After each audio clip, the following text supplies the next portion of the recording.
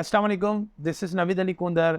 ये जो वीडियो है, ये वीडियो उन स्टूडेंट के लिए है जो भी किसी भी तरह की केमिकल कैलकुलेशंस कर रहे हैं। जस्ट लाइक कोई केमिस्ट्री का स्टूडेंट है, स्टोइकियोमेट्रिक कैलकुलेशन कर रहा है, mole, molarity, mass percentage, volumetric percentage, mass को किस तरह से वॉल्यूमेट्रिक परसेंटेज में कन्वर्ट किया जाता है।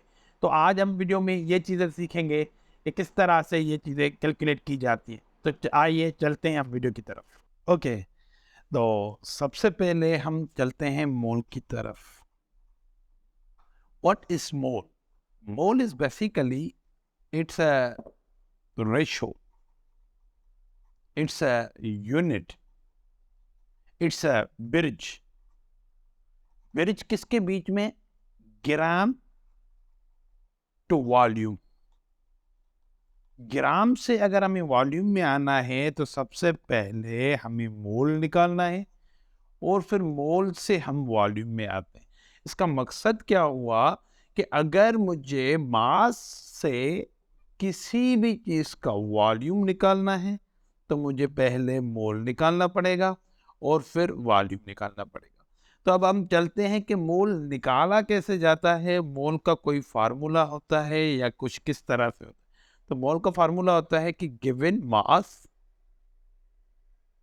Upon the molar mass of substance.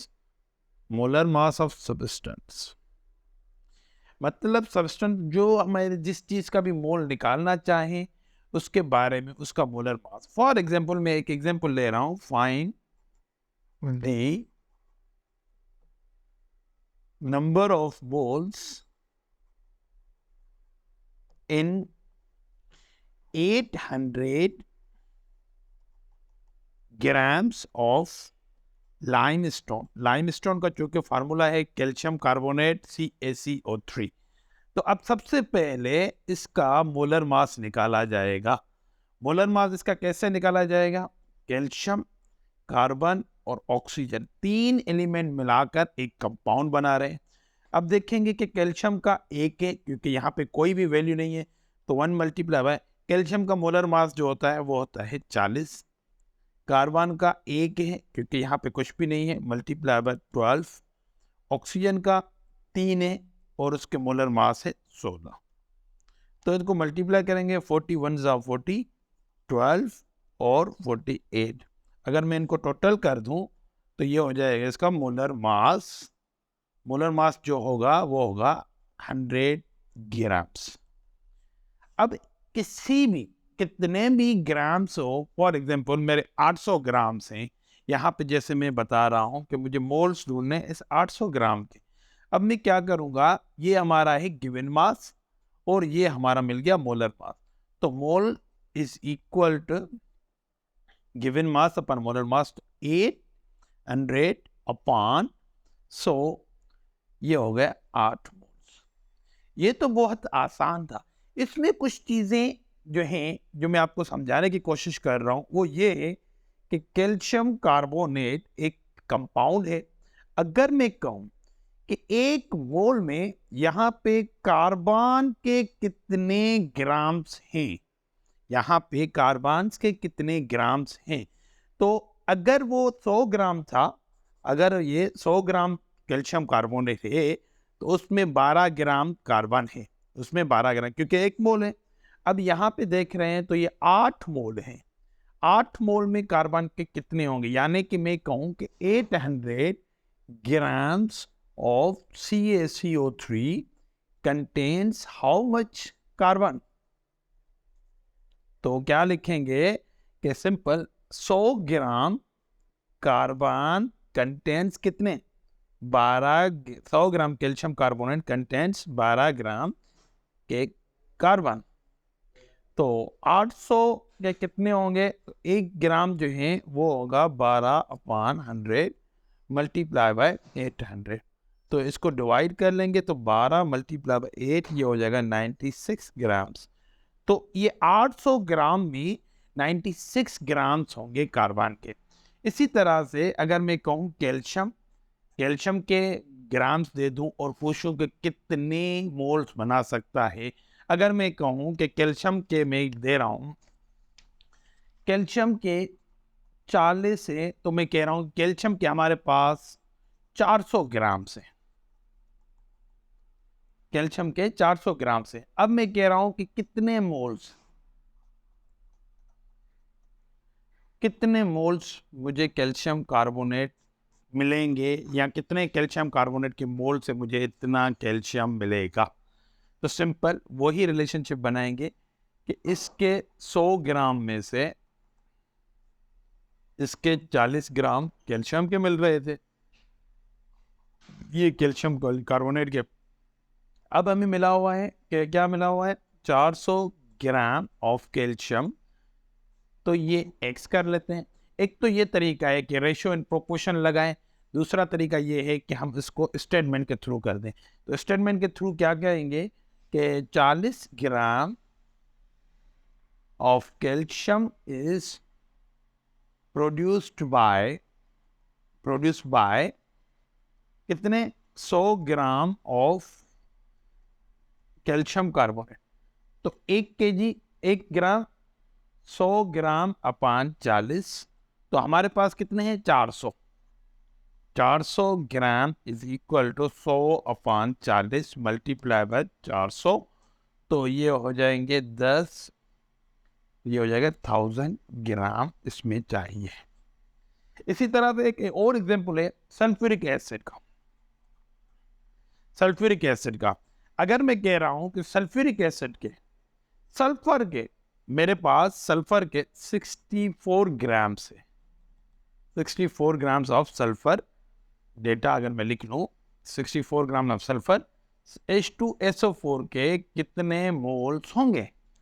तो कह सकते हैं कि पहले तो इसका मोलर मास निकाल लें सल्फ्यूरिक एसिड का, देखते हैं क्या होता है।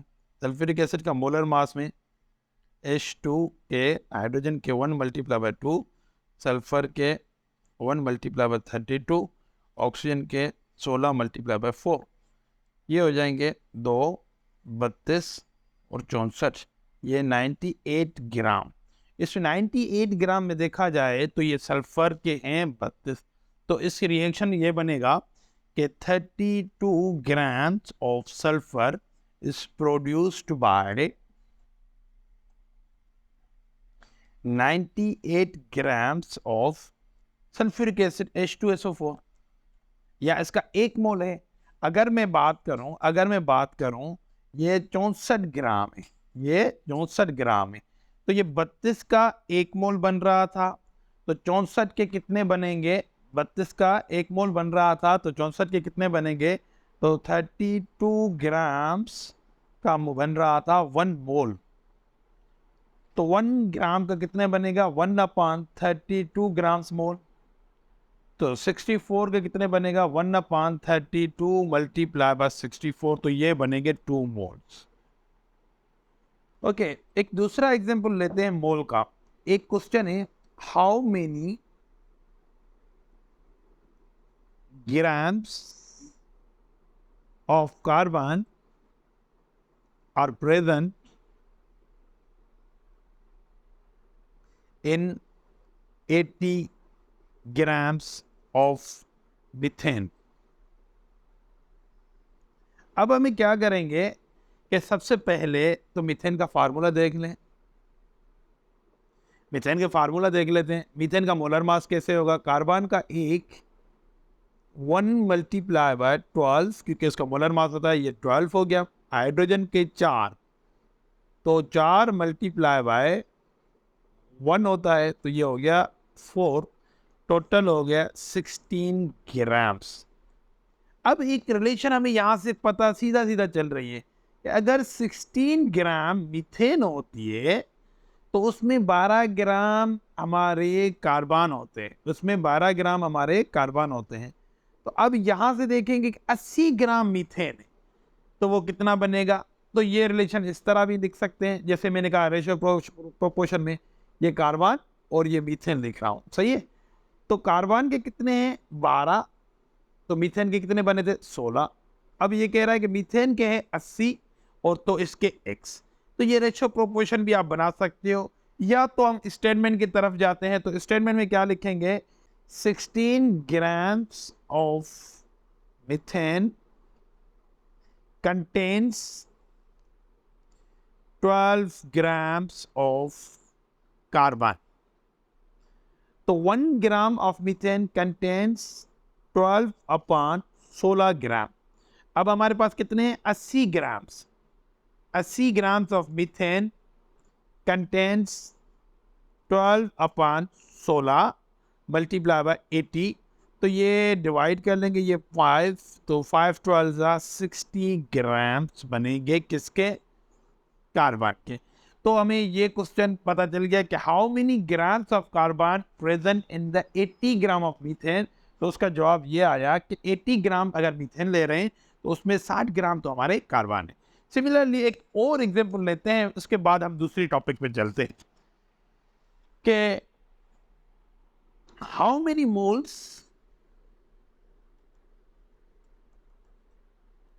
moles of HNO3 nitric acid will contain 56 grams of nitrogen. अब ये ग्राम हो या किलोग्राम में कोई फर्क नहीं पड़ता, क्योंकि हम वो ओवरऑल वेट ले लेते हैं उस हिसाब से। अब देखते हैं इसका मोलर मास H का 1, नाइट्रोजन और ऑक्सीजन, हाइड्रोजन का 1 मल्टीप्लाई बाय 1, नाइट्रोजन का 1 मल्टीप्लाई बाय 14, ऑक्सीजन के 3 मल्टीप्लाई बाय 16। तो ये हो जाएंगे 1 14 और ये 48, 1 14 और ये 48। तो ऐड कर लेते हैं, कितने हो जाएंगे? ये 15 और 48 कितने हो जाएंगे? अपना हो जाएंगे 63 grams. HNO3 is equal to 63 ग्राम।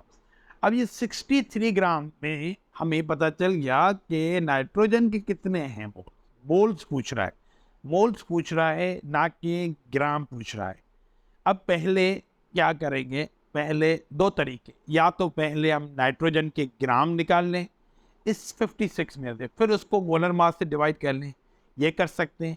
या तो इस 56 ग्राम के पहले हम नाइट्रिक एसिड के मोल निकाल लें। दो तरीके हैं, अब दोनों तरीके मैं आपको करके दिखाता हूँ। सो अकॉर्डिंग टू क्वेश्चन अगर हम देख रहे हैं कि क्या कह रहा है कि कितने मोल्स HNO3 के जिसमें 56 ग्राम नाइट्रोजन होगा।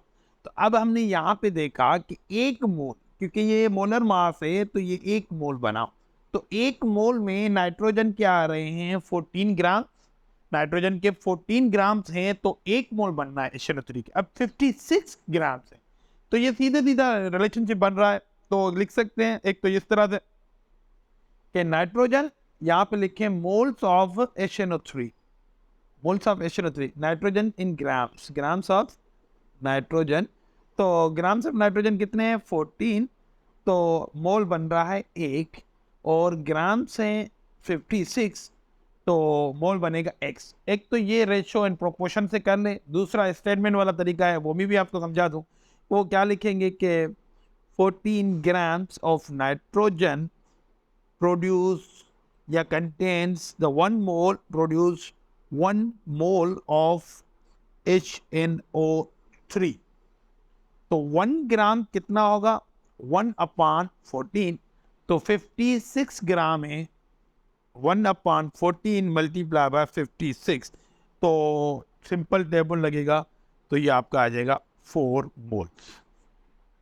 ये थे कुछ एग्जाम्पल हमारे मोल के।